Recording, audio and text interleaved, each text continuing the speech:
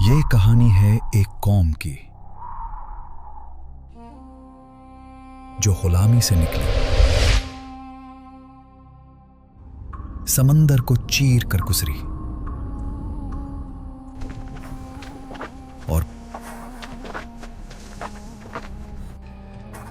پھر بھی آزمائش ختم نہ ہوئی۔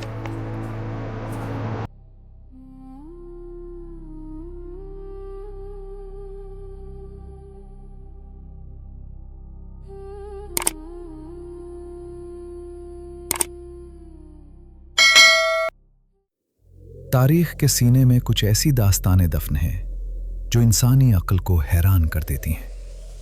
ایک ایسی قوم جو وقت کے طاقتور ترین بادشاہ کے قدموں تلے کچلی جا رہی تھی، لیکن پھر قدرت نے ایک ایسا معجزہ دکھایا کہ سمندر نے راستہ دیا اور فرعون اپنی تمام تر طاقت کے ساتھ عبرت کا نشان بن گیا۔ بنی اسرائیل حضرت یعقوب علیہ السلام کی اولاد تھے اور ایک معزز قوم شمار ہوتے تھے، لیکن فرعون کے دور میں انہیں غلامی اور ذلت میں مبتلا کر دیا گیا۔ انہیں احرام مصر اور بڑے بڑے شہروں کی تعمیر جیسے سخت کاموں پر لگا دیا گیا، جہاں وہ مٹی کی اینٹیں بناتے اور مسلسل مشقت برداشت کرتے تھے۔ انہیں کسی قسم کی اجرت نہیں دی جاتی تھی اور معمولی سی کوتاہی پر انہیں کوڑوں سے سزا دی جاتی تھی۔ یہاں تک کہ بوڑھوں اور بیماروں کو بھی معاف نہیں کیا جاتا تھا اور ان سے بھی سخت محنت لی جاتی تھی۔ اس طرح ان سے بیگار لی جاتی اور انہیں عمارات کی تعمیر میں جانوروں کی طرح استعمال کیا جاتا تھا۔ فرعون نے اپنی رعایا کو مختلف گروہوں میں تقسیم کر رکھا تھا تاکہ وہ انہیں کمزور رکھ کر ان پر حکومت کر سکے۔ قبطی یعنی مصری حکمران طبقہ تھا جسے تمام حقوق حاصل تھے، جبکہ سبطی یعنی بنی اسرائیل محکوم طبقہ تھے اور بنیادی انسانی حقوق سے بھی محروم تھے۔ فرعون نے صرف بادشاہی پر اکتفا نہیں کیا بلکہ خدائی کا دعویٰ بھی کیا اور کہا کہ میں تمہارا سب سے بڑا رب ہوں۔ وہ بنی اسرائیل کو مجبور کرتا تھا کہ وہ اسی کی عبادت کریں اور جو انکار کرتا اسے قتل کر دیا جاتا۔ اپنے اقتدار کو قائم رکھنے کے لیے وہ جادوگروں اور عاملوں کا سہارا لیتا اور لوگوں پر خوف طاری رکھتا تھا۔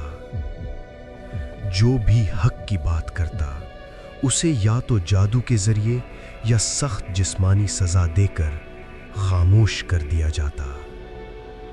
یہ تمام حالات بنی اسرائیل کے لیے ایک عظیم آزمائش تھے تاکہ وہ بعد میں ملنے والی نجات کی قدر کو سمجھ سکیں۔ فرعون کے ظلم کی انتہا اس وقت ہوئی جب اس نے بنی اسرائیل کے پیدا ہونے والے بیٹوں کو قتل کرنے کا حکم دیا۔ اس کے پیچھے یہ خوف تھا کہ بنی اسرائیل میں ایک ایسا بچہ پیدا ہوگا جو اس کی سلطنت کو ختم کر دے گا۔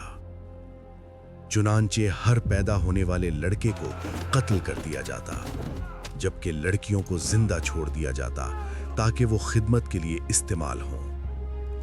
اس مقصد کے لیے دایاؤں اور جاسوسوں کو مقرر کیا گیا تھا جو گھروں میں جا کر نگرانی کرتے تھے۔ اسی دور میں حضرت موسیٰ علیہ السلام کی پیدائش ہوئی۔ جب ان کی جان کو خطرہ لاحق ہوا تو ان کی والدہ کو اللہ کی طرف سے الہام ہوا کہ وہ بچے کو ایک صندوق میں رکھ کر دریا میں ڈال دیں۔ یہ صندوق بہتا ہوا فرعون کے محل تک پہنچ گیا جہاں اسے اٹھا لیا گیا۔ جب فرعون نے بچے کو مارنے کا ارادہ کیا تو اس کی بیوی حضرت آسیہ نے اسے روک دیا اور کہا کہ اسے قتل نہ کیا جائے، شاید یہ ان کے لیے فائدہ مند ثابت ہو یا وہ اسے بیٹا بنا لیں۔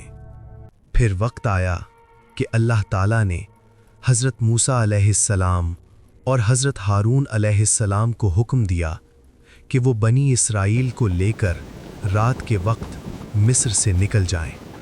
یہ ہجرت دراصل غلامی سے آزادی کی طرف ایک اہم قدم تھا۔ جب فرعون کو اس بات کا علم ہوا تو اس نے ایک بڑا لشکر تیار کیا اور بنی اسرائیل کا تعقب شروع کر دیا۔ بنی اسرائیل جب سمندر کے کنارے پہنچے تو ان کے سامنے سمندر تھا اور پیچھے فرعون کا لشکر۔ اس موقع پر وہ خوف زدہ ہو گئے اور کہنے لگے کہ اب ہم پکڑے جائیں گے، لیکن حضرت موسیٰ علیہ السلام نے فرمایا کہ ہرگز نہیں، میرا رب میرے ساتھ ہے اور وہ مجھے راستہ دکھائے گا۔ اللہ کے حکم سے حضرت موسیٰ علیہ السلام نے اپنا عصا سمندر پر مارا، جس کے نتیجے میں سمندر پھٹ گیا اور اس میں 12 خشک راستے بن گئے۔ بنی اسرائیل ان راستوں سے گزر کر پار پہنچ گئے۔ جب فرعون اور اس کا لشکر ان کے پیچھے سمندر میں داخل ہوا تو جیسے ہی بنی اسرائیل کا آخری فرد پار ہوا، پانی واپس آ گیا اور فرعون اپنے لشکر سمیت غرق ہو گیا۔ جب فرعون ڈوبنے لگا تو اس نے ایمان لانے کا اعلان کیا، لیکن اس وقت اس کا ایمان قبول نہ کیا گیا، کیونکہ وہ موت کے وقت کا ایمان تھا۔ اللہ تعالیٰ نے اس کے جسم کو محفوظ رکھا تاکہ وہ آنے والی نسلوں کے لیے عبرت بن جائے۔ سمندر پار کرنے کے بعد بنی اسرائیل صحرائے سینا میں پہنچے، جہاں ان کے پاس کوئی مستقل ٹھکانہ نہیں تھا۔ وہ خیموں میں رہتے تھے اور ایک منظم انداز میں زندگی گزارتے تھے۔ اللہ تعالیٰ نے ان کی ضروریات کا خاص انتظام فرمایا۔ شدید گرمی سے بچانے کے لیے ان پر بادلوں کا سایہ کیا جاتا تھا اور رات کے وقت روشنی کے لیے نور کا انتظام ہوتا تھا۔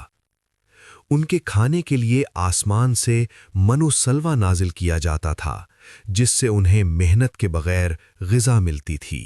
پانی کے لیے حضرت موسیٰ علیہ السلام کے عصا کے ذریعے ایک پتھر سے 12 چشمے جاری ہوتے تھے تاکہ ہر قبیلے کی ضرورت پوری ہو سکے۔ بنی اسرائیل 12 قبائل پر مشتمل تھے، اس لیے ان کے درمیان نظم و ضبط قائم رکھا گیا۔ روایات کے مطابق صحرا میں 40 سال قیام کے دوران نہ ان کے کپڑے پرانے ہوئے اور نہ جوتے خراب ہوئے، بلکہ بچوں کے ساتھ ساتھ ان کے لباس بھی بڑھتے رہے۔ ان کے پاس ایک مقدس صندوق بھی تھا جسے تابوت سکینہ کہا جاتا تھا، جس میں انبیاء کے تبرکات موجود تھے، اور یہ ان کے لیے برکت اور کامیابی کی علامت تھا۔ یہ وہ ابتدائی حالات تھے جن میں بنی اسرائیل نے غلامی سے نکل کر آزادی کی طرف سفر کیا، جس کے بعد ان کی زندگی میں مزید آزمائشیں اور واقعات پیش آئے، جو ہم اپنی آنے والی ویڈیو میں بیان کریں گے۔ اگلی ویڈیو میں ہم جانیں گے بنی اسرائیل غلامی سے صحرا تک کے بارے میں مکمل سچ۔ اگلی ویڈیو میں کامنٹس میں اللہ اکبر لکھیں اور چینل کو لائک کریں، پسند کرنا اور سبسکرائب کرنا نہ بھولیں۔ اللہ حافظ۔